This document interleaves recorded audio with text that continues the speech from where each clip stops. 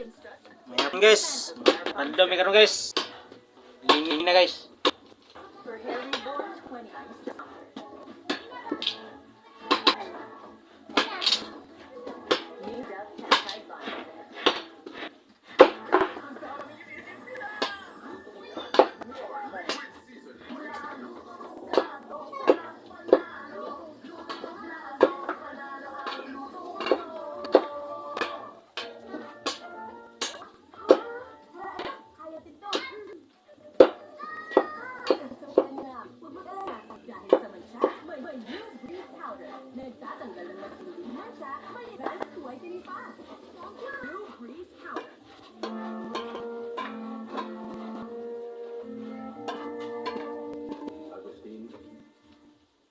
Tinatanggap mo ba si Rosalinda at kasama mo kung mahalin at igalang siya sa hirap at ginhawa at maging tapat sa kanya sa lahat ng araw ng iyong buhay?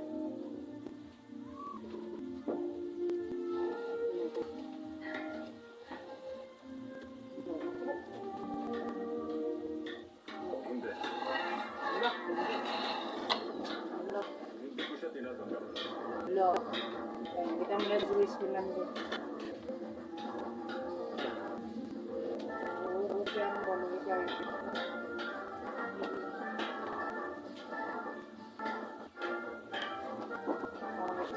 Rosalinda, alam mong mahal kita na higit pa sa aking buhay. At sa mga nagmamahal ko para sa iyo, pinapalayan kita ng tuluyan. Simula kang malaya at makakasama ang lalaking tunay na iniibig.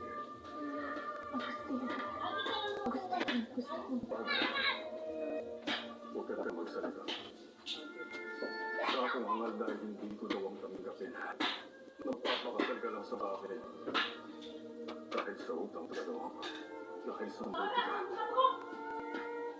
Pero hindi ko kayang isakripisyo ang iyong kakayahan. Kaligayahan ang totoong pag-ibig lang ang magbibigay sa iyo.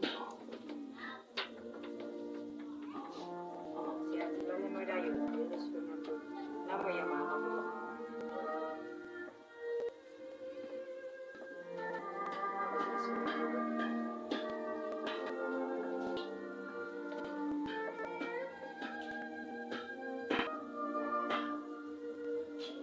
Si Fernando Jose ang tunay mong minamahal.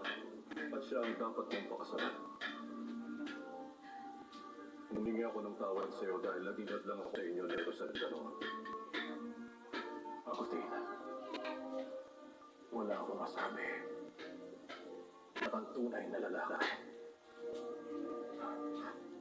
Hindi ko kaya buhay na wala ka, Rosalinda. Hindi ko matatanggap na mawala ka sa akin. Kaya, sa harap mismo ng Diyos, gusto ko malaman mo na wala kang balak na susuko. Dahil kahit pakasalan ka sa Rosalinda, gagawin pa rin kahit anong bagay. Kahit imposible, mapawi ko lang siya.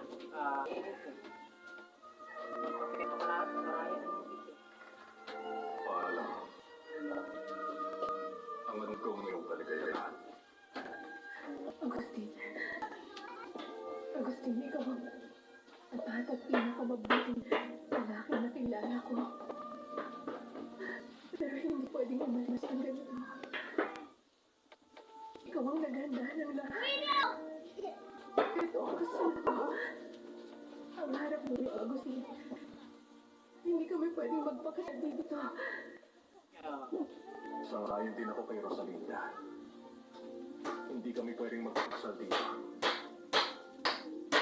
Hindi sa akin ito simbahan. Takalan ito ng Diyos. Para sa kanya, pantay-pantay ang lahat. Hindi. Kahit na hindi ako magiging masaya. Hindi ka masaya, Agustin. Ayoko. Hindi lang kakayanin ng konsensyo. Wala akong maaalala. Nasaktan ba kita ng sobra?